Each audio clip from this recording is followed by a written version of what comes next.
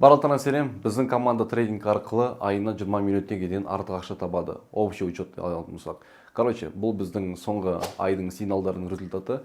Бүгінгі видеода мен сендерге трейдингтің не екенін көрсететін боламын. Бұл жерде қалай ақша табады және не үшін бұл жерде ақша бар дейтін сұрақтарға жауап беремін. Негізінде осы видео новичоктарға да және опытный трейдерлерге де келе береді. Неге десеңдер, қазір барлығын түсінесіңдер. Жалпы қараңды, трейдинг дегеніміз бұл бізде нарықтағы ақша табудың процесі. Допустим, сен саудамен айналысасың. Мал сататын базарға барып, мал сататын болсаң, сен саудагерсің. Егер де сен жаңағы мегаға барып киім сататын болсаң, сен саудагерсің. Автокөлік нарығына барып, автокөлікті сату, тоже сен саудагер боласың. Тура солай сауданың ақша табу процесі трейдинг дейтініміз, ол бізде фондовый, Форекс және криптовалют нарығында бар. Фондовый дегенді білетін шығарсыңдар, ол бізде акциялар ғой, жаңағы Apple, Tesla дейтін компаниялардың долясы. То есть біз бұл нарықты вообще қарастырмаймыз, потому что ол жерде капитализация төмен. Капитализация төмен жерде ақша төмен болады.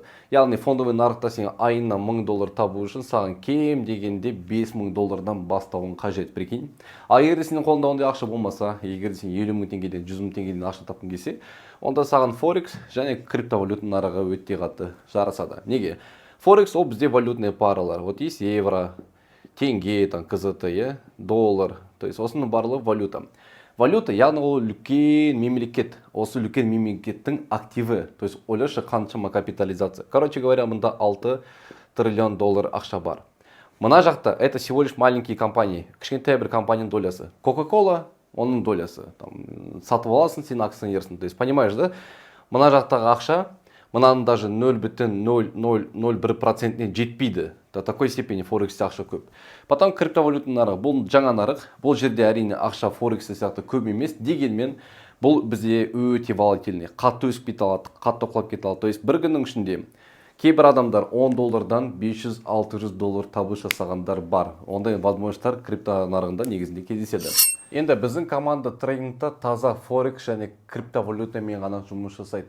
Себебі бізде қараңыздар Форекстегі активтер олар евро-доллар, аудыкат, швейцарский франк, японский иена. То есть кәдімгі валюталардың бағасы бізде өсе алады және құлай алады. То есть біз өсуінен де құлауынан да ақша таба аламыз. Ол үшін біз анализ жүргіземіз. Енді криптовалюта керек. Ол бізде биткойннан басқа көптеген криптовалюталар бар. Ол бізде эфириум, BNB, Solana дейтін бар бізде, атом дейтін монеталар бар әртүрлі. То есть тура солай. Оның да графигі өсіп және құлап отырады. Постоянно движениеда біз өсуінен де құлауынан да ақша таба аламыз. Қазір сендерге более детально түсіндірем, потом барып өзімнің сіздерге айтар ұсынысым бар. Трейдинг ол бізде ақшамен жұмыс. Шын мәнінде сен көз алдында тұрған активтер, жаңағы Apple, Tesla компаниялары, теңге валюталар, криптовалют без разницы. Бұның барлығы ақша. Ақша біреудің қалтасынан екінші адамның қалтасынан барады. Ол резина емес. Поэтому бұл жерде біз қалай ойлануымыз қажет. Стратегиялар особо маңызды емес. Сендерге бір нәрсені түсіну керек. Мысал үшін, мен қазір алтынды аламын. Алтын дейтін бізде актив, өздерің білесіңдер. Бәрінде алтын бар, принципе. Мамаларында алтын бар, қыздарыңызда алтын бар. Күнделікті қолданыстағы алтын, короче говоря. Бұл еще бізде золотой резерв. Мысал үшін, егер де сен жаңадан бір валютаны ойлап шығарып, оны закрепить етін келсе, мемлекеттік деңгейде, онда саған оның артында тұратын алтын керек. Неғұрлым сен мемлекетінде алтын көп, соғұрлым сенің валютаңда стабильность көп болады. Короче, жылжықпай қарата. Осы алтынның бағасы өседі ма, әлде құлайды ма? Бізге осыны анықтау қажет трейдингта. Ол үшін біз фундаментальный анализ жүргіземіз және теханализ. Фундаментальный анализ дегеніміз қалай? Мысал үшін қазіргі таңда алтынның бағасы, допустим, $2028 тұрады. Енді бұл шамадан тыс па, әлде арзан ба? Вот, допустим, менің қалтамда қазір iPhone 13 бар, простой. iPhone 13, мен бұның бағасы қазір саған 500 000 теңге тұрады десем, қалай ойлайсың? Шамадан тыс па, әлде слишком арзан ба? То есть 500 000 теңге iPhone 13 тұру мүмкін емес, сен оны и так білесің. Сен уже ойлаптысың, қазір iPhone 15 бар, iPhone 13 уже старый, оның орташа бағасы 180 000 теңге. То есть это фундаментальный анализ. Тура солай, фундаментальный анализ жүргізіп бұның бағасын, состояниесін анықтаймыз. Екіншіден, қазіргі таңда болып жатқан экономикалық көрсеткіштер, жаңалықтарды қарап отырып, алдағы 2-3 айлық болашағын анықтайтын боламыз.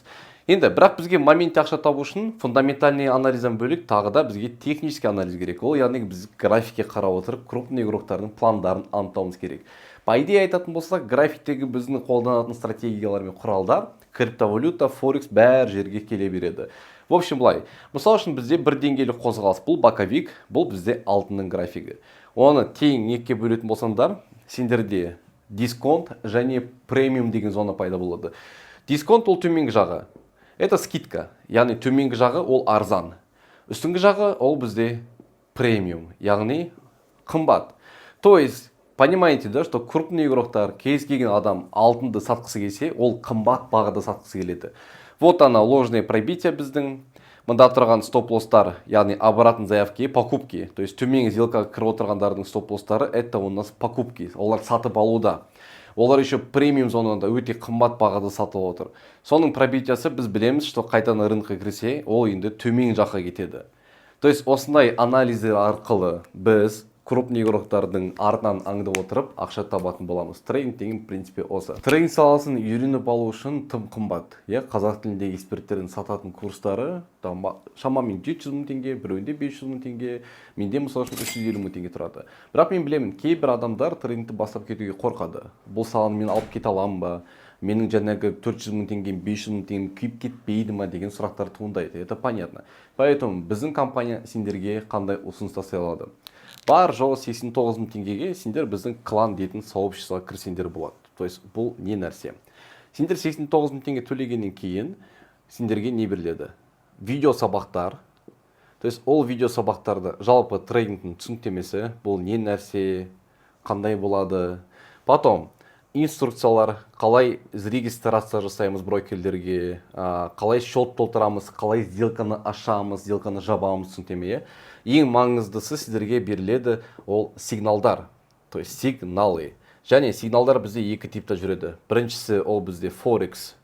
Яғни кім проб компанияны счет алуға тырысып жатыр қазір опытныйларға сендерге әдемі кетеді.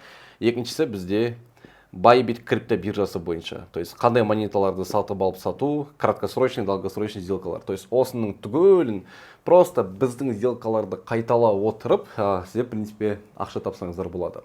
Бар жоғы 89 мың теңгеге сіздер осындай үлкен бір продукт аласыздар, оның атауы бізде достар клан. Қанша тауға болады? Дәл қазір сіздерге біздің алдыңғы айдың отчеты шығады. Бұл отчетты қарайтын болсаңыздар, жасылдары бізде плюсовой, қызылдары бізде минусовой. 2122% біздің алдыңғы айдың табысы. Осы айда біз әзірше 830% спотовый монеталарын жасадық. Но менің планым бойынша, где-то майдың ортасына дейін біз әлі 3,5% табыс жасаймыз берді. Сабақ жалғастырайық. Трейдинг саласына ақша табу үшін сіздерге ноутбуктың керегі жоқ. Телефон болса жеткілікті. Неге? Қараңыздар. Мысалы үшін сіз өзіңіздің бір жұмыстарымен жүресіз қалада, телеграмға тыңқ деген сообщение келеді.